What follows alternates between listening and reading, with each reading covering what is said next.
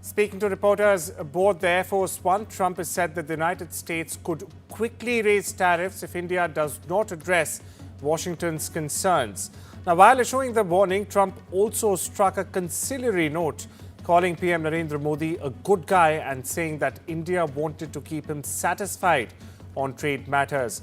Now, Trump has underlined the US has already imposed tariffs of up to 50% on India. Now, these include penalties linked to Russian crude oil imports. The comments come as India-US trade faces pressure, with Indian exports to the US reportedly falling sharply in recent months amid higher tariffs. Listen in. Short term in Venezuela? Well, it depends. What you're talking. We have to do one thing in Venezuela, bring it back. Venezuela right now is a dead country. We have to bring it back, and we're going to have big investments by the oil companies to bring back the infrastructure. I believe that what he did with India is the chief reason India is now buying substantially less Russian oil. So I hope we pass this bill soon. And after this, they wanted to make me happy, basically. Modi's a very good man. Yes. He's a good guy. He knew I was not happy, and it was important to make me happy. They do trade, and we can raise tariffs on them very quickly, and it would be very bad for them. When asked who's in charge of Venezuela, US President Donald Trump answered, "Don't ask me. It's controversial. We're in charge." Now, Trump has doubled down after the US strike on Caracas, saying a US helicopter was hit but recovered with no casualties. He's further called Venezuela a, quote, dead country, unquote, blamed years of misrule and said US oil companies are ready to rebuild Venezuela's shattered infrastructure. Now, these remarks come as Trump issues big warnings threatening a second strike even on Venezuela, telling Mexico to get its act together and also warning neighboring Cuba may be close to collapse.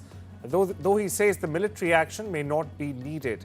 Now, this comes even as Secretary of State Marco Rubio insists the U.S. will not run Venezuela day to day, stressing pressure through an oil quarantine and not occupation. 2 days into regime change, reactions remain split. Support from Israel and France, condemnation from the likes of China and Russia. Meanwhile, satellite images show strike damage at the Fort Tuna complex. Trump has warned interim leader Delcy Rodriguez. Vice President Vance calls Venezuela a cartel hub, while Venezuela's military backs Rodriguez, accusing Washington of civilian deaths. In charge of Venezuela right now, have you spoken to the newly sworn-in president there, Rodriguez? And what are your thoughts on the entire situation when you said the U.S. would run Venezuela? We're dealing with the people. We're dealing with the people that just got sworn in. And don't ask me who's in charge, because I'll give you an answer and it'll be very controversial. What does that mean? It means we're in charge.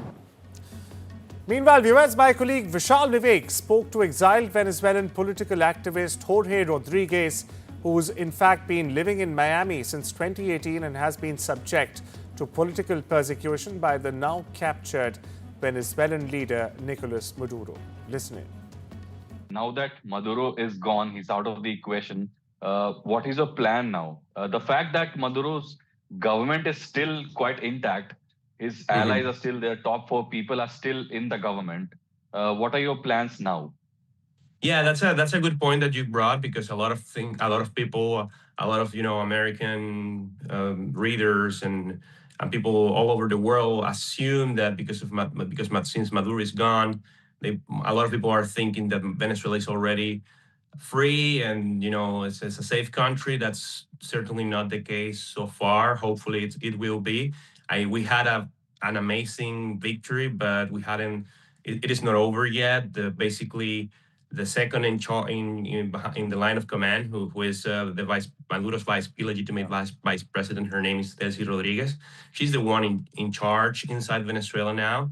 So we will see how they're going to be behaving. I have read that President Donald Trump and Secretary of State Marco Rubio, apparently they are maybe a little optimistic, and they believe that they are going to be able to influence her and actually use her as a tool to start rebuilding Venezuela without finding a lot of internal opposition from our armed forces, like military forces and police forces.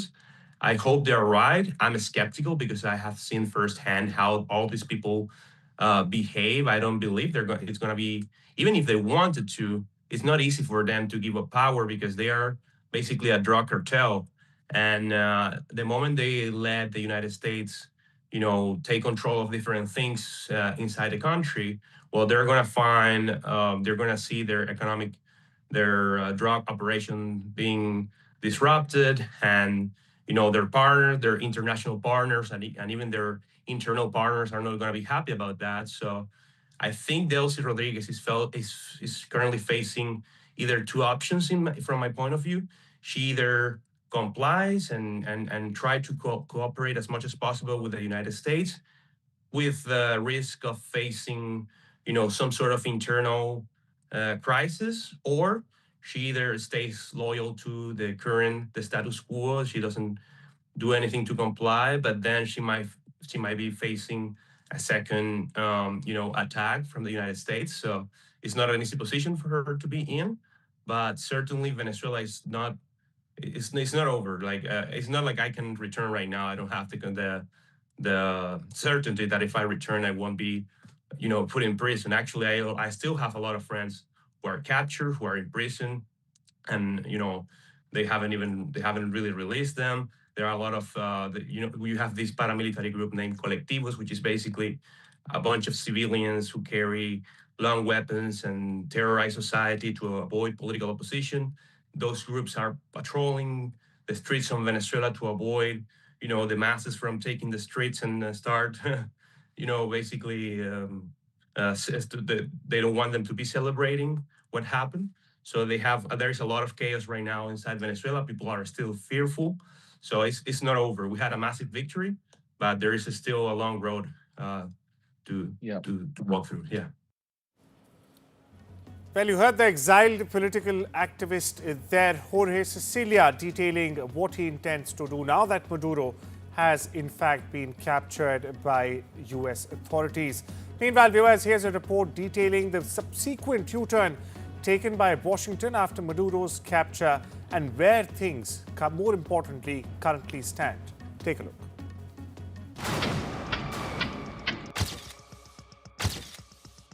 A special forces and intelligence operation that sent shockwaves across the globe. One of the world's most powerful dictators, Nicolas Maduro, overthrown by the US.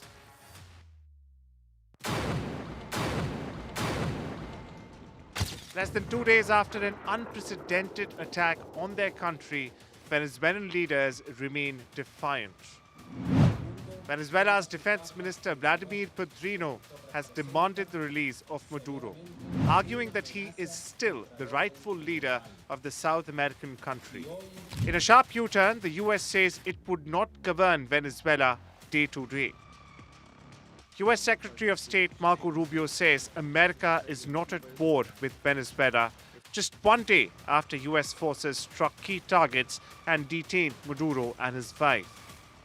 Pedrino paints a starkly different picture, claiming a large part of Maduro's security team was killed, along with what he calls innocent civilians during the US operation. On the other hand, the Venezuelan army backs interim President Delcy Rodriguez, a move that raises serious questions about who truly controls the country. President Donald Trump has issued a blunt warning, telling the Atlantic that Rodriguez will pay a big price if she does not do what is right. On the streets of Venezuela, fear and uncertainty dominate. Citizens worried about whether a peaceful transition of power is still possible. Meanwhile, Maduro and his wife are expected to appear in court on Monday. Even as Venezuela braces for what could be its most dangerous political crossroads yet. Vishal Vivek for NDTV World. Stay with the US, viewers, where a young Indian woman reported missing in Maryland on the 2nd of January has been found dead. And cops say her former boyfriend is responsible. 27-year-old Nikita Godishala of Elliott City was reported missing on the 2nd of January. Harvard County cops say she was found deceased inside an apartment in Maryland's Colombia belonging to her ex-boyfriend, who happens to be 26-year-old Arjun Sharma. Investigators alleged Godishala was killed shortly after 7 p.m. on the 31st of December. Police say Sharma filed the missing person report, then fled or left the United States for India the very same day. Authorities, meanwhile, have issued a warrant charging Arjun Sharma with first and second degree murder. Now, as the investigation remains ongoing, the Indian embassy over in Washington, D.C. has also said it is extending all possible support to the victim's family. Shifting our focus to West Asia, where Iran has installed a banner threatening the US and Israel that they could have their soldiers killed if they take military action against the country. Now, the banner installed near the former Israeli embassy in capital Tehran contains graphics showing coffins draped in Israeli and American flags. The banner read out the text, "Watch out for your soldiers." Meanwhile, Trump and top Iranian officials exchanged dueling threats on Friday as widening protests swept across parts of the Islamic Republic. Now, this exchange further escalating tensions between the countries. This after America bombed Iranian nuclear sites in June this year. At least 30 villagers have been killed and several others are missing after gunmen raided a village in northern Nigeria. The attack marks the latest in a cycle of deadly violence in the conflict-hit region. The gunmen stormed a village in the Borgu local government area on Saturday and opened fire on residents. According to police spokesperson, they also razed down the local market and several houses as well. At least 2 residents put the death toll at 37, saying it could be much higher. This as some people still remain missing. Locals are also saying that security forces are yet to arrive in the area, contradicting a police claim that they have already deployed officers to search for those missing or kidnapped. Hundreds attended Mass on Sunday to honor the victims of the New Year's Eve fire at a bar in the Swiss Alpine resort of Crans, Montana. The fatal fire, which in fact left 40 dead and many severely injured. Somber mourners, many with reddened eyes, filed silently out of the chapel to organ music after the hour-long mass. Many hundreds of people, viewers, some even cradling flower bouquets, walked in the dense snaking procession in the sunlight past shuttered stores. We get you more. Au drame du Nouvel An, il n'y a pas de mot assez fort pour exprimer la souffrance des victimes, des familles, de leurs proches. Il n'y a pas de mot assez fort pour exprimer le désarroi, l'angoisse, la colère de celles et ceux qui aujourd'hui sont frappés dans leur existence. Et pourtant, nous sommes ici, rassemblés, parce que le silence seul ne suffit pas. We now shift our focus to East Asia, where Chinese Foreign Minister Wang Yi co-chaired the 7th round of China-Pakistan Foreign Minister Strategic Dialogue in Beijing on Sunday. Now, viewers, the talks were held with Pakistani Deputy Prime Minister and Foreign Minister Mohammad Ishaq Dar. Wang said that China and Pakistan have forged an ironclad friendship amid volatile international situations. On the other side, Dar said Pakistan reaffirms its commitment to the One China principle and will continue to firmly support China on all its core interests. North Korea has said that leader Kim Jong-un observed test flights of hypersonic missiles and underscored the need to bolster the country's nuclear war deterrent. The move comes as the country dials up weapons displays ahead of its major political conference. According to Korean news agency, Sunday's drill involved a hypersonic weapon system. The practice was meant to examine its overall readiness in case of a conflict. Viewers, in Zimbabwe, a crash hits every 15 minutes, while 5 die and 38 are injured every single day. According to national statistics, and road crashes rank among the top killers, while road accidents fatality rates are among the continent's worst. Zimbabwe has one of Africa's highest road accidents fatality rates, with the World Health Organization or the WHO estimating nearly 30 deaths per 100,000 people. Take a look at what Zimbabwe's Traffic Safety Council has to say on this. On average, 38 people are injured on our roads every single day. On average, every 15 minutes, there is a car crash in Zimbabwe. For such a small population, those numbers are alarming. A heavy snowstorm descended on central parts of Bosnia on Sunday, causing havoc across many regions and its highways as well. Now, in the capital, the traffic was brought to a standstill as over 70 centimeters of snow fell within several hours during the day. Some of the main highways connecting the north and the south of the country were in fact blocked for hours at length as snowplows were deployed to clear the snow, as you see right there on your television sets. Meanwhile, some remote villages were left without power on Sunday. And well, with that, it's time we step into a short break. Viewers, much more lined up on the other side. Needless to say, don't you go anywhere.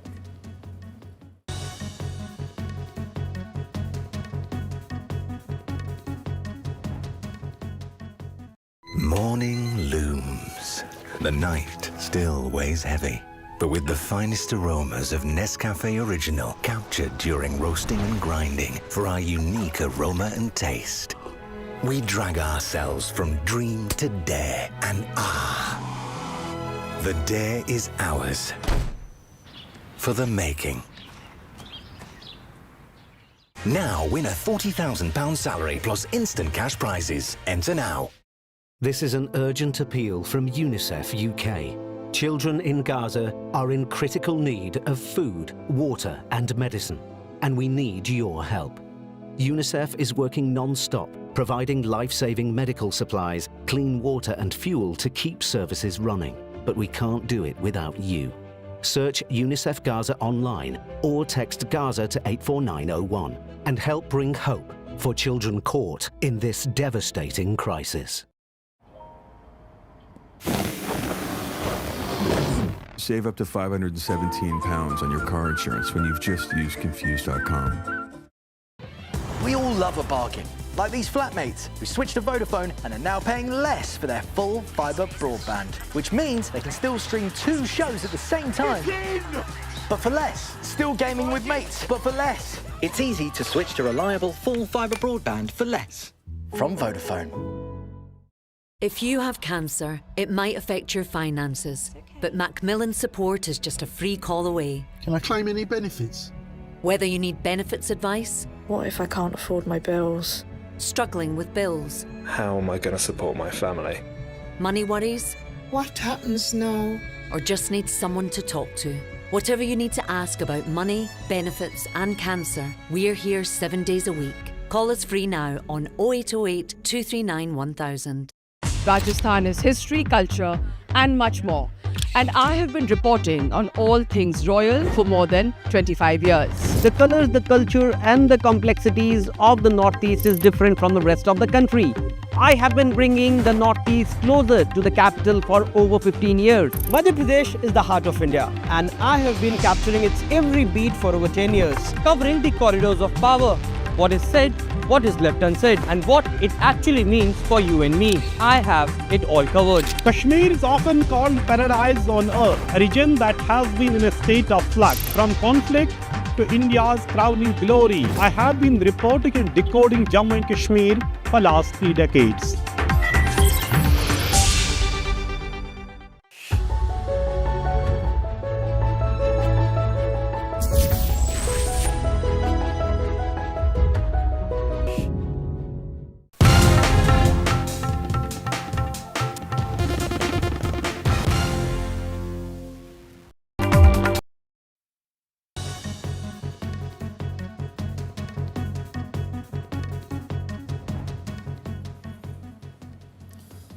Welcome back, viewers. On to updates from the world of technology and business now, where Samsung Electronics plans to double the number of its mobile devices with AI features powered by Google's Gemini.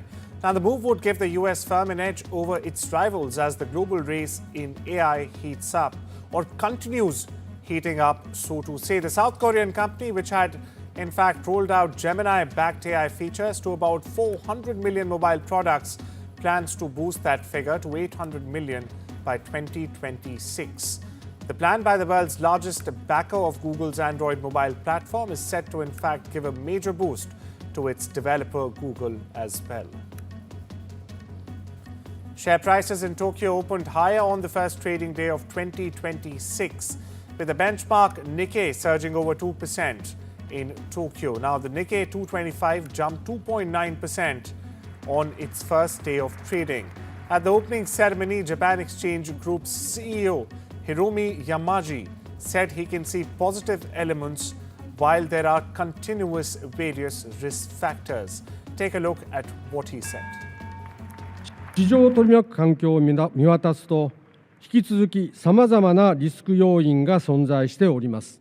ウクライナ、中東、東アジア情勢をはじめとする地政学リスク、米中貿易摩擦、各国の金融政策の動向とその影響、日本企業の業績動向などに注視が必要です。On to the world of sports now, viewers, where a massive controversy has erupted after the Bangladesh pacer Mustafizur Rahman was stalled or in fact taken off the team by the Kolkata Knight Riders. Now, after Bangladesh Cricket Board stated that the team will not be travelling to India due to security concerns and requested ICC to shift their T20 World Cup 2026 matches from India to Sri Lanka. Now, the pressure mounts on Jay Shah led ICC, that is drafting a revised schedule in an attempt to accommodate this request. The BCCI Bangladesh face-off took a political flashpoint also. The opposition has now trained its guns on the BCCI, questioning the very handling of the situation and the diplomatic messaging around it. And viewers, what was once billed as a masterstroke has ended before a ball was bowled. Mustafizur Rahman, Bangladesh's top pace spearhead and the most expensive Bangladeshi, just by the way, to sign the IPL in history, is out of IPL 2026. Bought by KKR for a whopping INR 9.2 crore rupees, almost 10 crore rupees, Fizz was meant to own the death overs. Instead, geopolitics stepped in. So why did the Fizz fizzle out? This report gets you all the details you need to know.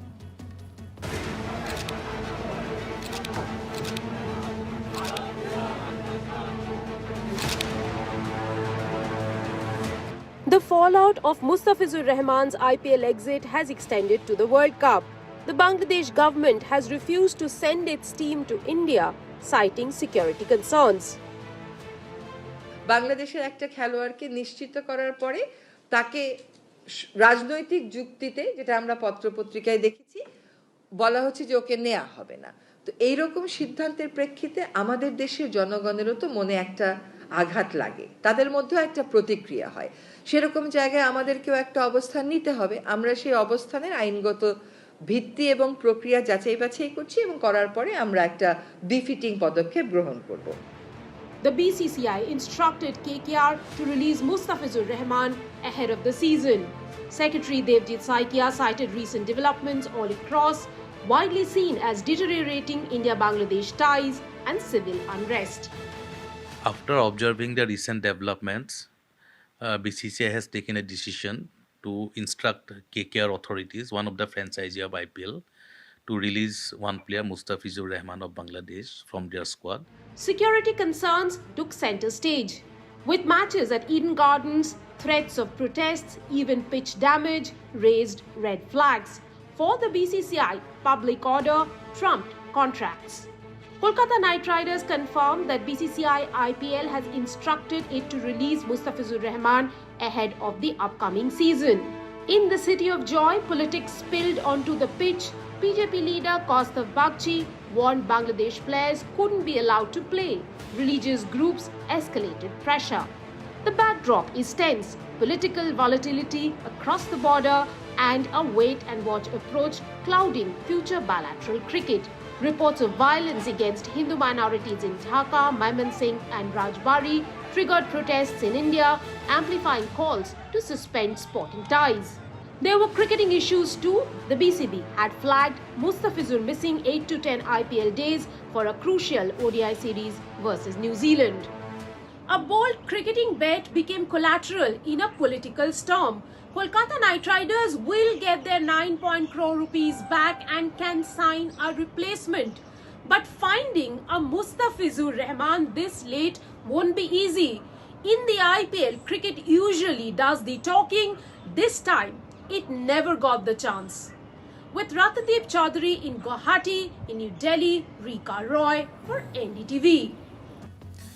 Shifting our focus, tennis superstar Novak Djokovic has decided to leave the Professional Tennis Players Association, or the PTPA. In a post on social media platform X, Djokovic said the move was driven by concerns over how his image was being represented. The Serbian star had co-founded the organization for uniting and mobilizing tennis players. This surprise decision comes just days before the Australian Open 2026, where Djokovic is to aim for his 25th Grand Slam title. The world of entertainment viewers, actors and creators rolled into award season as they walked the black carpet at the 31st Annual Critics' Choice Awards. Ariana Grande, Kristen Bell, Amanda Seyfried and Ethan Hawke treated friends and colleagues alike to celebrate the best in television and film.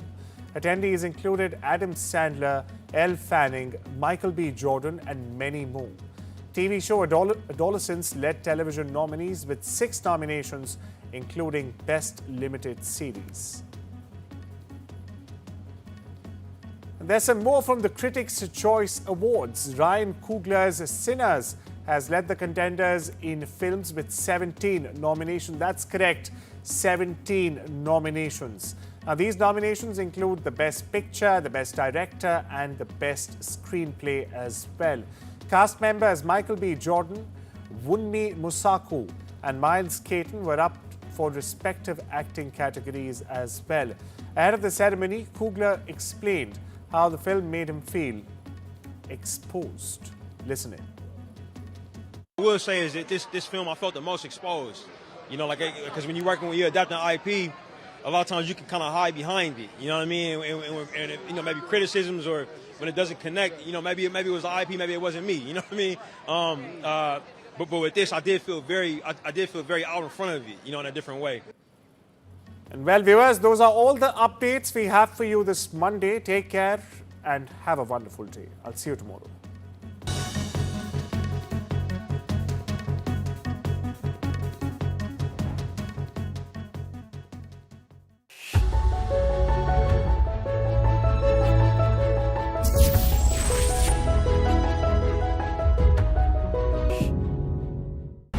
I don't sugarcoat.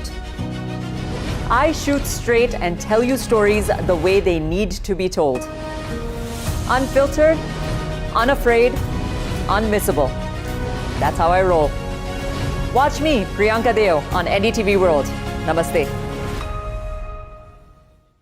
Rajasthan is history, culture, and much more. And I have been reporting on all things royal for more than 25 years. The colors, the culture, and the complexities of the Northeast is different from the rest of the country. I have been bringing the Northeast closer to the capital for over 15 years. Madhya Pradesh is the heart of India, and I have been capturing its every beat for over 10 years, covering the corridors of power. What is said, what is left unsaid, and what it actually means for you and me. I have it all covered. Kashmir is often called paradise on earth, a region that has been in a state of flux from conflict to India's crowning glory. I have been reporting and decoding Jammu and Kashmir for last 3 decades.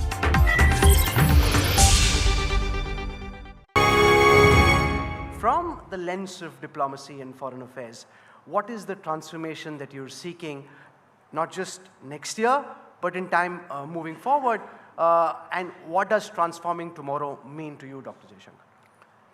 You know, obviously transforming tomorrow can have a variety of meanings to each person in their own profession or their calling. Or as as an Indian, I can think of what tomorrow would mean for India.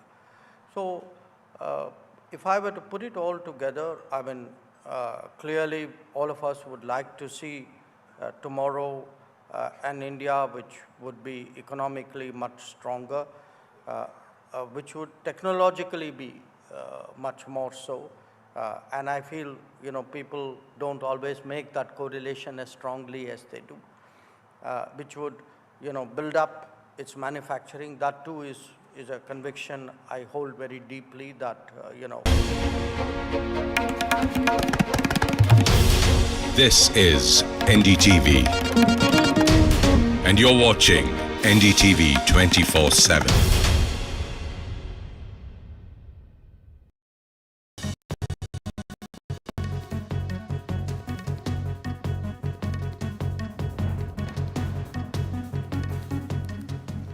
Hello and welcome to this Monday edition of the World Report, viewers. I'm Arjun Samad Mahendran. Let's take a look at what's making headlines around the world. Speaking to reporters aboard the Air Force One, Trump has said that the United States could quickly raise tariffs if India does not address Washington's concerns. Now, while issuing the warning, Trump also struck a conciliatory note, calling PM Narendra Modi a good guy and saying that India wanted to keep him satisfied on trade matters. Now, Trump has underlined the US has already imposed tariffs of up to 50% on India. Now, these include penalties linked to Russian crude oil imports. The comments come as India-US trade faces pressure, with Indian exports to the US reportedly falling sharply in recent months amid higher tariffs. Listen in. Short term in Venezuela? Well, it depends. What you're talking. We have to do one thing in Venezuela, bring it back. Venezuela right now is a dead country. We have to bring it back, and we're going to have big investments by the oil companies to bring back the infrastructure. I believe that what he did with India is the chief reason India is now buying substantially less Russian oil. So I hope we pass this bill soon.